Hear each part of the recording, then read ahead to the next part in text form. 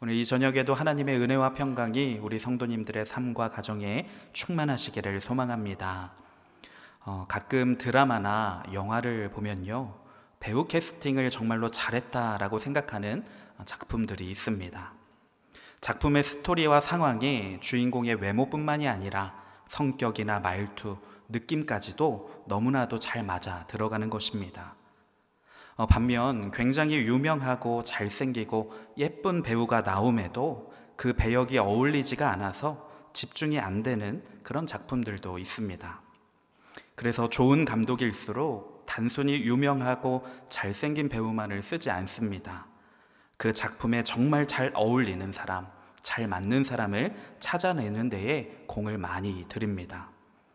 프로 운동 경기도 마찬가지입니다. 감독들은 전술과 계획에 따라서 선호하는 선수들이 다릅니다.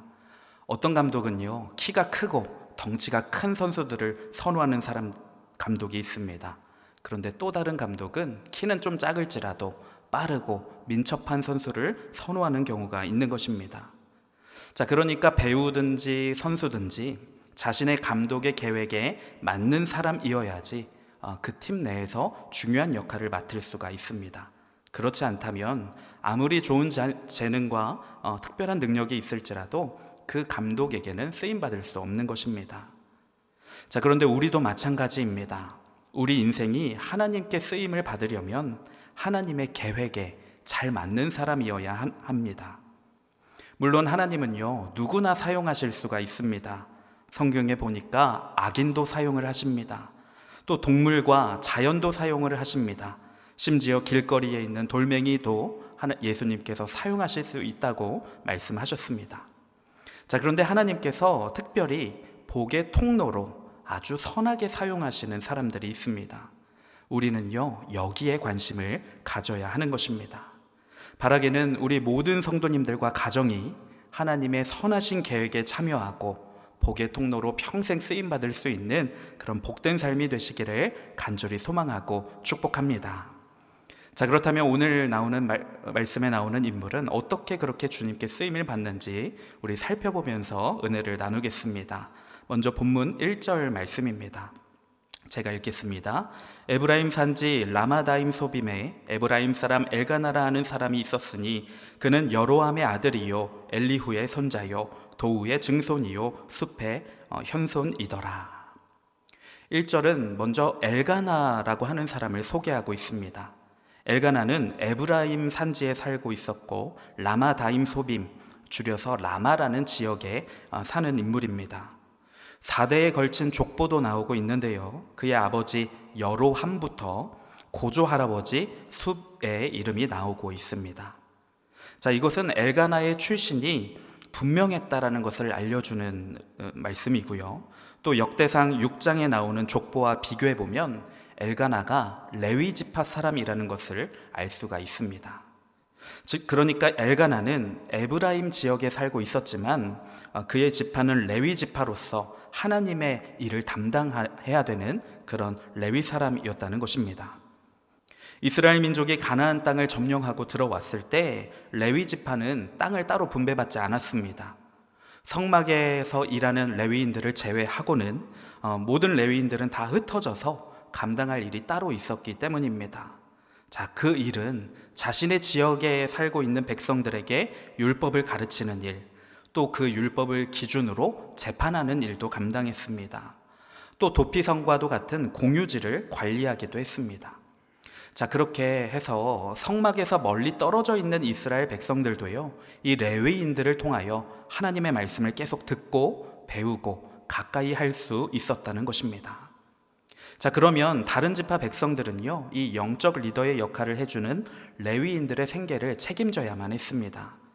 하나님은 백성들의 11조를 걷어서 또 그들의 섬김을 통해서 레위인들의 생계가 유지될 수 있도록 하는 그런 율법을 제정해 주셨습니다. 자, 그러나 문제는 사사기 시대가 오면서 이 모든 제도가 제대로 실행되지 않았다는 것입니다.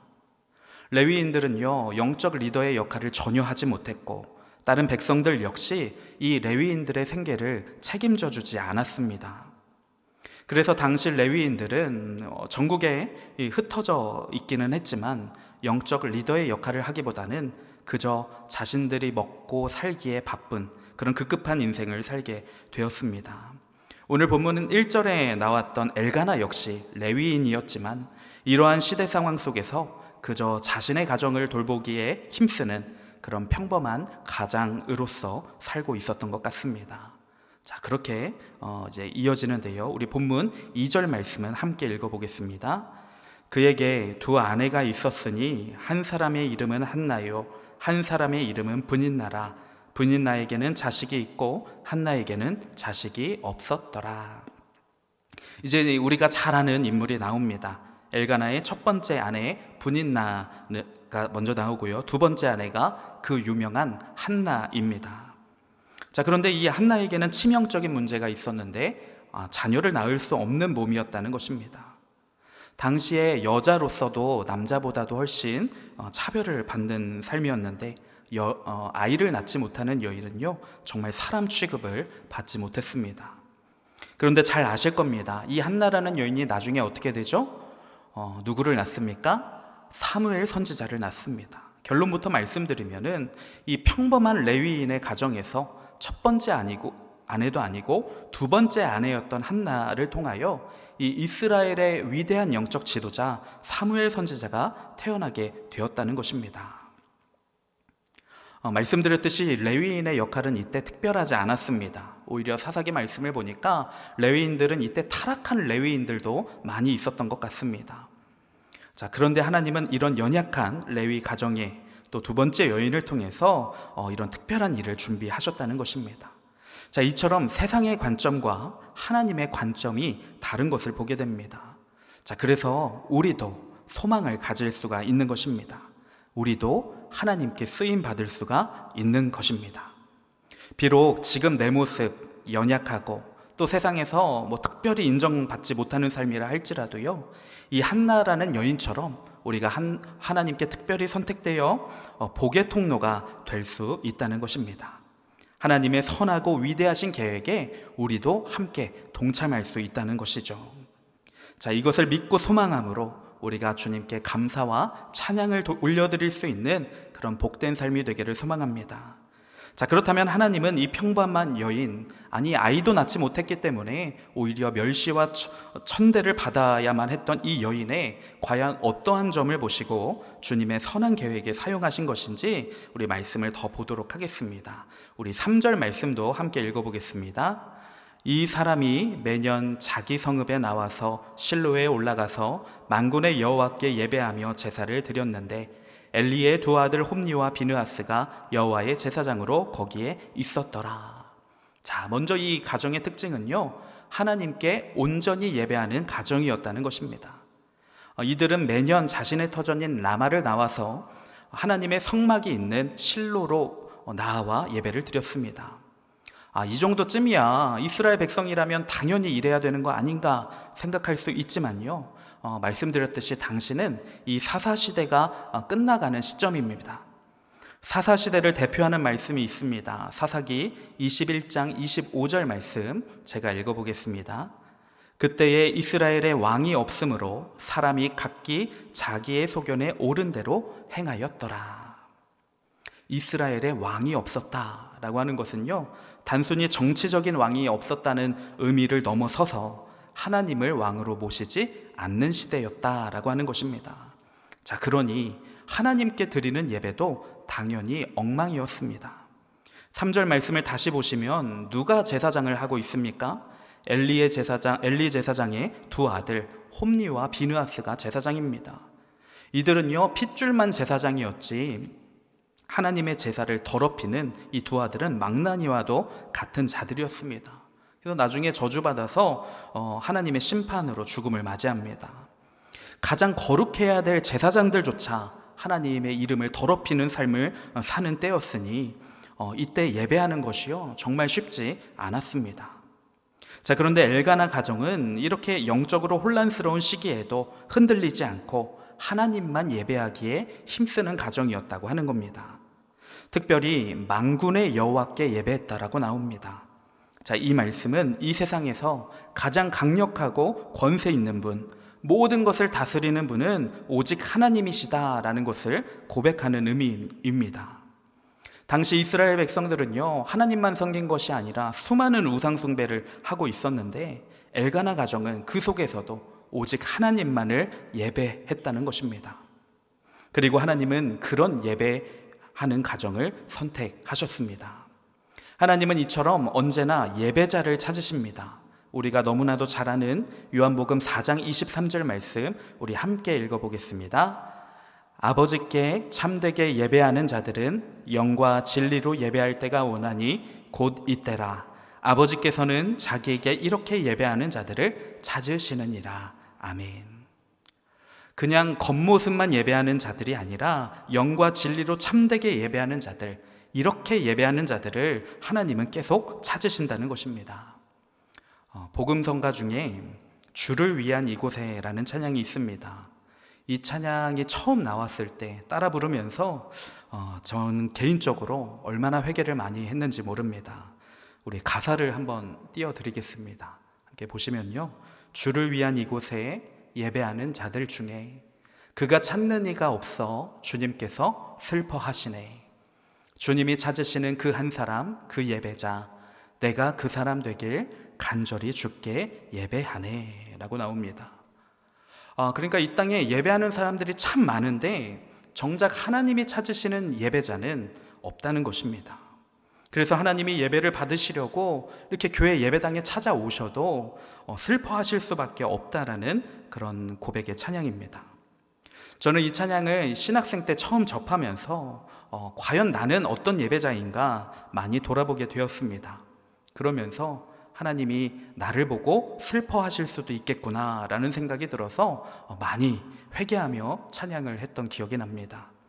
그리고 이번 설교를 준비하면서도 회개하게 되었습니다. 목사가 되고 훨씬 더 많은 예배를 드리게 되었는데 과연 나는 매 순간 하나님이 찾으시는 예배자인가? 과연 하나님이 기뻐하시는 예배자인가? 질문해 보니 너무나 부끄러울 때가 많이 있는 것입니다. 사사시대가 그랬듯이 오늘날에도 영적으로 많이 혼탁한 시대입니다. 예배를 드리기가 우리의 몸은 편해졌는데 영적으로는 여전히 쉽지 않습니다. 마귀는 성막이나 성전에서 그랬듯이 오늘날 교회 안에서도 우리가 진정한 예배를 드릴 수 없도록 방해하기 때문입니다. 마귀는 우리가 예배당에 오더라도 구경만 하다가 돌아가는 그런 예배를 드리게 공격합니다. 예배를 마음의 위안을 얻는 종교 행위로 만들어 버리기도 합니다. 또 예배를 사람들의 모임 수준에서 끝나버리게도 만듭니다. 그래서 하나님의 임재를 경험할 수 없게 막고 자신의 삶을 온전히 드릴 수도 없게 하는 그런 형식상의 예배만 드리게 하는 것입니다. 자, 그러므로요, 우리는요, 예배 생활을 늘 돌아보아야 합니다. 가인과 아벨의 이 제사 이야기 잘 아실 겁니다. 이것을 기억해야 합니다. 하나님이 흠양하시며 기뻐하시는 예배가 있지만 분명히 가인처럼 받지 않으시고 거부하시는 예배도 분명히 있다는 것입니다. 하나님은 진정으로 지금도 예배하는 자를 찾으십니다. 그리고 그들을 선택하셔서 주님의 선한 일에 사용하시는 것입니다. 그러니 우리 성도님들은 절대로 교회만 왔다 갔다 하는 출석하는 신앙인이 아니라 꼭 주님이 찾으시는 참된 예배자가 되시기를 간절히 축원드립니다. 자, 이어서 본문 5절에서 6절 말씀 보겠습니다. 한나에게는 갑절을 주니 이는 그를 사랑함이라. 그러나 여호와께서 그에게 임신하지 못하게 하시니 여호와께서 그에게 임신하지 못하게 하심으로 그의 적수인 분인나가 그를 심히 격분하게 하여 괴롭게 하더라. 5절에서 6절은 한나가 아이를 갖지 못하게 된 이유가 반복적으로 나오고 있습니다. 왜 갖지 못했습니까? 하나님이 막으셨기 때문이라고 나옵니다. 하나님이 직접 한나의 임신을 막으신 것입니다. 왜 그러셨을까요? 어떻게 보면요, 지금 한나는 하나님 때문에 큰 괴로움 속에서 살아가고 있는 것입니다. 남편이 아무리 사랑을 많이 줄지라도 갑절로 챙겨줘도 이 고통은 해결되지 않았습니다. 여인으로서 아이를 낳지 못하는 것은 당시에는 큰 저주와도 같기 때문입니다. 자, 그런데 하나님이요, 한나에게만 이렇게 임신을 막으셨던 것이 아닙니다. 사실은 믿음의 조상이라고 불리는 거의 대부분의 가정에 신기하게 이렇게 이런 고통을 하나님은 허락하셨습니다. 아브라함의 아내 사라, 아이를 갖지 못하는 몸이었습니다. 그런데 하나님의 놀라운 기적과 은혜로 아브라함이 100세에 사라가 90세에 이삭을 낳게 됩니다. 이어지는 이삭의 아내 리브가도 마찬가지입니다. 역시 아이를 갖지 못하는 여인이었습니다. 그런데 이삭이 간절히 기도하니까요, 하나님이 20년 만에, 결혼한 지 20년 만에 아이를 허락해 주시는데, 그때 태어난 쌍둥이가 에서와 야곱인 것입니다. 야곱이 사랑했던 라헬 역시 그랬죠. 아이를 갖지는 못하는 여인이었습니다. 결혼한 지 시간이 오래 지나서야 하나님이 불쌍히 여겨주셔서 요셉을 낳게 해주시고, 또 한참이 지나서야 베냐민을 허락하십니다. 자, 이렇게 하나님은요, 믿음의 자손이 이어질 때 이것이 쉽게 이루어지도록 허락하지 않으십니다. 자, 이 과정을 통해서 생명의 주인은 오직 하나님이시며 사람은 연약하다는 사실을 알게 해주시는 것입니다. 이러한 과정이 있었기 때문에 아브라함과 이삭과 야곱은요, 하나님만을 더 의지할 수 있었고, 믿음의 조상이라는 그런 명문, 영적인 가문이 이어질 수 있었다는 것입니다. 자, 오늘 말씀에 나오는 한나도 역시 마찬가지입니다. 한나가 만약에 아무런 문제 없이 아이를 잘 낳는 여인이었다면 과연 사무엘을 하나님께 바칠 수 있었을까요? 우리 본문 11절 말씀을 함께 읽어보겠습니다. 서원하여 이르되 만군의 여호와여, 만일 주의 여종의 고통을 돌보시고 나를 기억하사 주의 여종을 잊지 아니하시고 주의 여종에게 아들을 주시면 내가 그의 평생에 그를 여호와께 드리고 삭도를 그의 머리에 대지 아니하겠나이다. 아멘. 한나는 아이를 갖지 못하는 고난 가운데, 고통 속에 있었기 때문에 아들을 주신다면 하나님께 드리겠다라고 서원을 했던 것입니다. 특별히 나실인으로서 세상과 구별되어 머리에 삭도를 대지 않고 키우겠다라고 서원까지 하는데요, 이러한 과정이 있었기 때문에 당시 영적으로 매우 혼탁했던 이 사사시대 끝 무렵에도 사무엘이라고 하는 아주 거룩한 선지자가 태어나고 성장할 수 있었던 것입니다. 자, 그러고 보면 고난이 없이 하나님께 쓰임받는 사람은 없는 것 같습니다. 고난을 경험하고 믿음으로 통과하는 자가 거룩하게 쓰임을 받는 것입니다.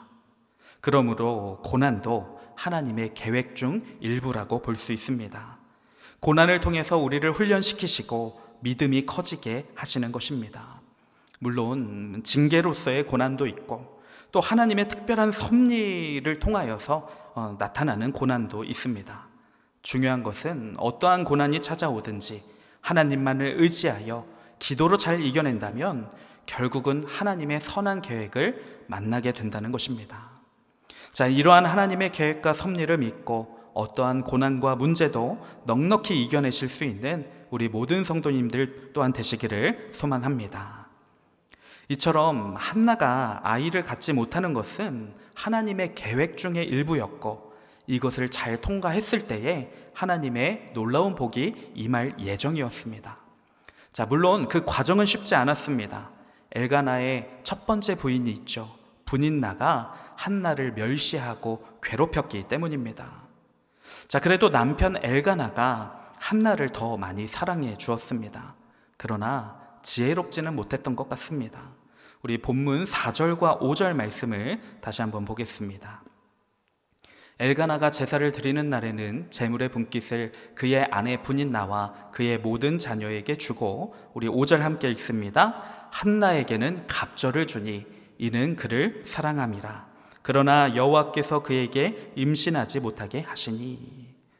자, 다 같이 온 가족이 하나님께 화목 제물을 드리고 나서요, 이 고기를 나눠서 갔는데 한나에게만 갑절의 고기를 주었다고 하는 것입니다. 엘가나의 입장에서는 사랑의 표현이라고 볼 수 있지만 이 일은 첫 번째 부인 분인나의 질투심을 증폭시키는 일이었습니다.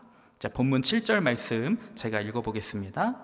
매년 한나가 여호와의 집에 올라갈 때마다 남편이 그같이 하매 분인나가 그를 격분시키므로 그가 울고 먹지 아니하니. 자, 엘가나가 눈치도 없습니다. 매년 그렇게 했다라고 나옵니다.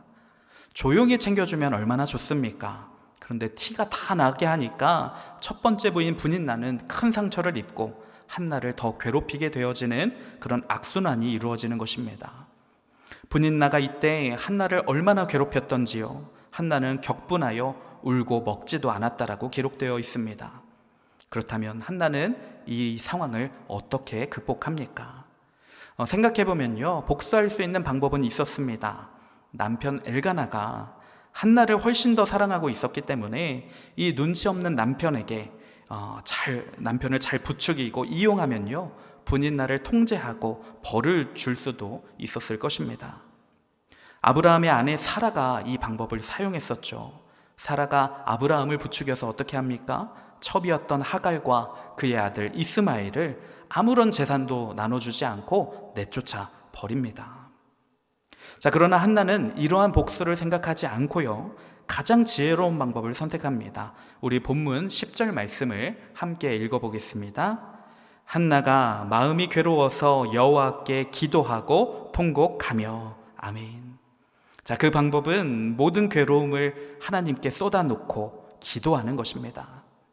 한나는 자신의 생각과 능력으로, 방법으로 문제를 해결하려 하지 않고 하나님 앞으로 나아갑니다. 자신도 아니고 남편도 아니고 하나님만이 이 문제를 해결하실 수 있다고 믿었기 때문입니다. 그렇습니다. 어떠한 문제든지 하나님께 기도로 나아가는 것이 가장 지혜롭고 가장 좋은 방법입니다. 세상에서 가장 후회하지 않을 수 있는 시간이 바로 기도 시간인 줄 믿습니다.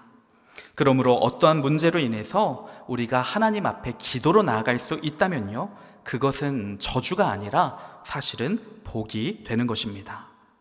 안 좋은 상황이 정말 나를 안 좋게 만드는 것이 아닙니다. 좋은 상황이라도요, 나를 기도하지 못하게 하는 상황이 사실은 제일 안 좋은 상황입니다. 세상에서 아무리 평안하고 잘 살게 된다고 할지라도 그것으로 말미암아 내가 하나님을 찾지 않게 된다면 오히려 저주와도 같은 일이 되는 것입니다. 혹시 오늘 어떤 힘든 일이 있어서 예배당을 찾으신 분 계십니까? 간절한 기도 제목이 있어서 주님께 나아가시는 분이 계십니까? 그 문제로 더 기도하게 되었다면, 그 문제로 인해 더 간절히 예배하게 되었다면 그 힘든 일이 오히려 복이 되고 있는 줄 믿습니다. 예전에 한 사역지에서 남편 때문에 너무 고생하시는 권사님이 한 분 계셨습니다. 그 남편이 물질적으로나 가정적으로나 하도 사고를 많이 쳐서 매일매일 새벽 예배에 나와서 눈물로 기도하시는 권사님입니다. 자, 그런데 그분이 신방 때 고백하시기를, 내가 이런 남편을 만나지 않았다면 나는 기도하지 않았을 겁니다. 이런 남편이 아니었다면 나는 하나님을 만나지도 못했을 것입니다. 라고 고백하시는 겁니다. 전도도 되지 않았고 아직도 여전히 고생시키는 남편이지만 그럼에도 남편 덕분에 하나님 만났으니 남편은 저에게 복입니다. 라고 하시는 그런 고백을 들었습니다. 저는 그 고백을 들으면서 하나님의 선한 계획이 이 가정에 반드시 있을 것이라고 믿고 선포했습니다. 한나 역시 불평이 아니라 주님께 기도하는 것을 선택합니다. 그리고 결국은 놀라운 응답을 받게 되는 것입니다. 자, 그 과정에서 엘리 제사장으로부터 잘 아시는 이야기실 겁니다. 술에 취한 여인 취급을 받기도 합니다. 자, 그러나 개의치 않고 기도했던 한나는요, 하나님의 놀라운 은혜를 입게 됩니다. 우리 사무엘상 1장 17절에서 18절 말씀 보도록 하겠습니다. 엘리가 대답하여 이르되 평안히 가라. 이스라엘의 하나님이 내게 기도하여 구한 것을 허락하시기를 원하노라 하니. 18절 같이 읽습니다. 이르되 당신의 여종이 당신께 은혜 입기를 원하나이다 하고 가서 먹고 얼굴에 다시는 근심빛이 없더라. 아멘. 엘리 제사장은 오해를 풀고요, 한나가 기도 응답 받기를 축복해 줍니다. 그리고 이 기도 시간 이후에 한나의 얼굴에는 근심빛이 없었다라고 말씀합니다. 여러분, 기도를 하실 때, 어떠한 기도 제목을 두고 기도하실 때에 언제까지 기도해야 하시는지 아십니까? 자, 오늘 말씀처럼 하나님이 주시는 평안이 임할 때까지 기도하시면 됩니다. 하나님은 응답의 신호로 평안을 주실 때가 많이 있기 때문입니다. 자, 그러면 지금 당장 눈앞에 보이는 변화가 없더라도요, 담대한 믿음이 우리에게 생깁니다. 그리고 주님이 주신 평안으로 인해 염려, 걱정들도 다 사라집니다. 그래서 빌립보서 4장 6절에서 7절 말씀에 이런 말씀도 있는 것 같습니다. 우리 잘 아시는 말씀도 우리 함께 읽어보겠습니다. 시작. 아무것도 염려하지 말고 다만 모든 일에 기도와 간구로 너희 구할 것을 감사함으로 하나님께 아뢰라. 그리하면 모든 지각에 뛰어난 하나님의 평강이 그리스도 예수 안에서 너희 마음과 생각을 지키시리라. 아멘. 이것이 바로 기도 응답, 믿음으로 기도하고 응답받을 사람의 모습인 것입니다. 우리 성도님들도 기도 응답을 앞으로 또 많이 받으셔서 이 놀라운 평강의 은혜가 늘 넘쳐나시기를 소망합니다. 자, 오늘 말씀을 정리하겠습니다. 하나님은 평범한 레위인의 아내, 두 번째 아내 한나를 하나님의 선한 계획 가운데 포함하시고 사용하십니다. 그 이유는 먼저 그 가정이 참된 예배자였기 때문입니다. 영적으로 혼란스럽던 사사시대 말기임에도 불구하고 하나님만을 온전히 섬기고 예배하는 가정이었기 때문에 하나님은 한나를 사용하십니다. 또한 한나는 문제 앞에 간절히 기도하는 여인이었습니다. 임신이 안 되는 것은 하나님께서 막으셨기 때문이었는데 이 고난 역시 선한 주님의 계획 가운데 하나였습니다. 이 고난 앞에서 한나는 불평하고 원망하는 것이 아니라 다른 방법을 찾는 것이 아니라 기도로 주님 앞에 나아갑니다. 자, 그때 주시는 평안과 믿음을 가지고 한나는 본격적으로 주님의 선한 계획에 동참하게 되는 것입니다. 자, 우리의 모든 삶도 선한 계획으로 이끌어 주시는 하나님이신 줄 믿습니다. 고난도 하나님의 계획 중 일부라는 사실을 믿고 참된 예배와 기도로 모든 것을 이겨내고 결국은 승리하는 우리 모든 성도님들이 되시기를 간절히 축원드립니다.